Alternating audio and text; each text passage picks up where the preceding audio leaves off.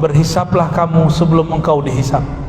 Maka orang-orang yang menghisap dirinya, sering mengukur dirinya di dunia, kata Sayyidina Umar, nanti di akhirat yakhifullahu alaih, Allah akan meringankan hisapnya. Bapak Ibu, seperti yang saya sebutkan tadi, isyaratnya memang tidak ada, tapi saya kasih oleh-oleh zikir, mau? Tapi bukan talqin, hanya ijazah zikir. Ada satu zikir, saya menyebutnya, mungkin sudah ada yang menonton, yang merekamnya, disebut maqalidus samawati wal ard, zikir buhul langit dan bumi. Selama masih ada orang berzikir begini, maka tidak akan ada kiamat di muka bumi.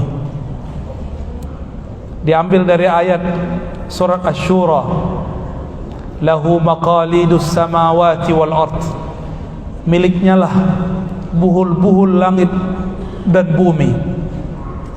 Ternyata penjelasannya, setiap langit dan bumi itu ada malaikat-malaikat yang memikulnya.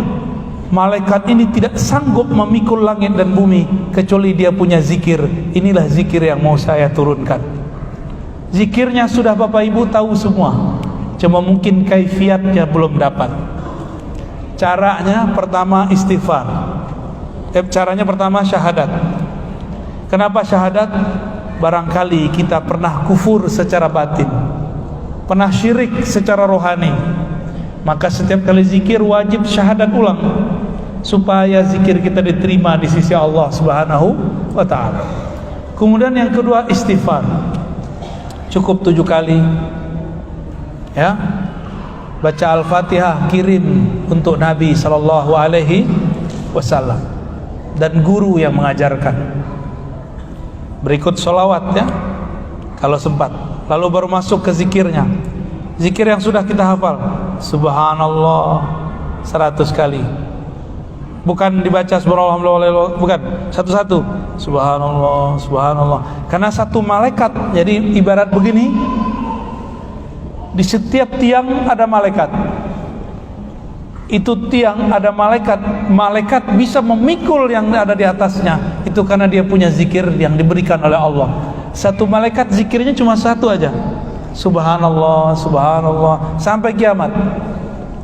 Si malaikat tetap zikir kalau di bumi ada orang yang berzikir.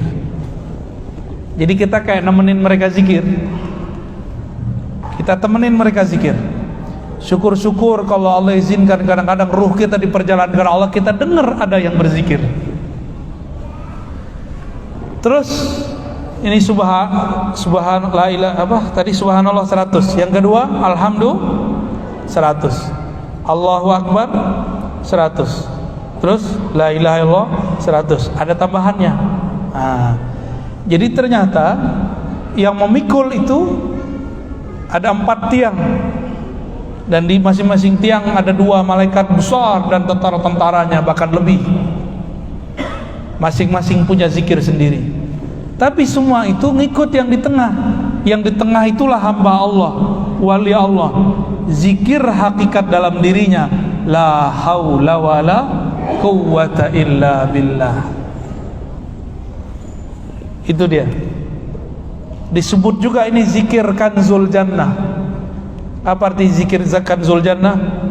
Zikir investasi surga. Kalau nggak ngerti investasi bumi, yaudah investasi surga aja lah, ya. La haula wala quwwata illa billah. Tiada daya dan upaya kecuali dengan Allah Subhanahu wa ta'ala. Baca 100 juga. Udah berapa tuh? Udah berapa? Oke. Itu adalah hakikatnya Rasulullah.